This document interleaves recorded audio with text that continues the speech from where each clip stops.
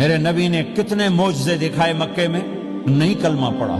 بدر میں ان کے 70 مارے گئے، فرشتوں کو دیکھا، جبریل کے گھوڑے کی آواز سنی، کلمہ نہیں پڑھا۔ خندق میں شکست ہوئی، کلمہ نہیں پڑھا۔ پانی نکلتے دیکھا انگلیوں سے، کلمہ نہیں پڑھا۔ ایک بکرے کا ایک بازو پکایا، ایک بازو بکرے کا، ایک اگلا جو بازو ہوتا، اور 40 آدمیوں نے کھانا کھایا اور ایک بوٹی کم نہیں ہوئی، ایک بوٹی کم نہیں ہوئی، کلمہ نہیں پڑھا۔ لیکن جب میرے نبی نے کہا جاؤ معاف کیا تو سارے کلمہ پڑھ گئے کہ واقعہ یہ اخلاق نبی کے ہو سکتے۔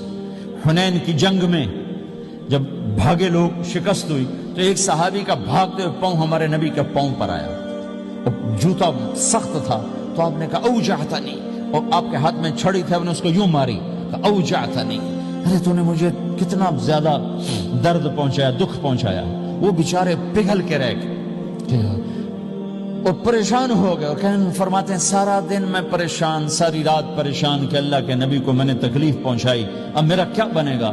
اگلا دن ہوا تو اعلان ہو رہا تھا بھائی جس کا پاؤں نبی کے پاؤں پہ آیا تھا اس کو اللہ کے نبی بلا رہے ہیں۔ تو صحابی کہنے لگے میں نے سمجھا بس اب میری تو دنیا بھی گئی اور آخرت بھی گئی، اب میرے اوپر کیس بنے گا اور مجھے ڈانٹ ڈپٹ بھی ہوگی، میرا کتنا بڑا گھاٹا نقصان ہوگا۔ یہ حاضر ہوئے ڈرتے ڈرتے، تو آپ نے فرمایا میرے بھائی کل میں نے تمہیں چھڑی ماری تھی، وہ مجھے معاف کر دینا، اور یہ 80 اونٹ تمہیں ہدیہ دیتا ہوں، 80 کیملز یعنی 80 پراڈو، 80 رینج روور کا یہ میری طرف سے تمہیں ہدیہ ہے۔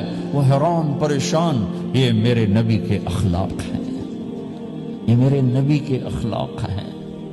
کانٹے بچھانے والی نے 4 دن آنا چھوڑ دیا، بیمار ہو گئی تھی، تو آپ نے کہا کیا بات ہے، وہ ہمارے راستے میں اب کانٹے کوئی نہیں ہیں، کہا یہ وہ بیمار پڑی ہے جو کانٹے بچھاتی تھی۔ تو آپ اس کے گھر چلے گئے، ماں جی خیریت تو ہے، آپ ٹھیک تو ہیں؟ کہا بیٹا مجھے کلمہ پڑھا دے، بس تیرے اخلاق نے مجھے فتح کر لیا ہے۔ میرے بھائیوں یہ چیپٹر بھول چکے ہیں، بھول چکے ہیں، بھول چکے ہیں۔ جب تک یہ چیپٹر زندہ نہیں ہوگا زندگی اسلامی نہیں بنے گی، معاشرہ اسلامی نہیں بنے گا، اور آگے قوموں کے لیے اسلام کا دروازہ نہیں کھلے گا۔ ہمیں معاف کرنا آتا ہو، ہمیں گالی دینے والے کو دعا دینا آتا ہو، غیبت کرنے والے کی تعریف آتی ہو، اور غیبت کرنے سے، غیبت سننے سے اپنے آپ کو ایسے بچاؤ جیسے زہر سے بچاتے ہو، اسے آگ سے بچاتے ہو۔ ایک دوسرے کو نفرت کا بول نہ بولو ورنہ ساری زندگی تباہ و برباد ہو جائے گی۔ میرے رب کی قسم، میرے نبی نے کہا ایک زبان کا بول انسان بولتا ہے اور جہنم کی گہرائیوں میں گر جاتا ہے، اور ایک زبان کا بول انسان بولتا ہے اور جنت کے درجات پر چڑھ جاتا ہے۔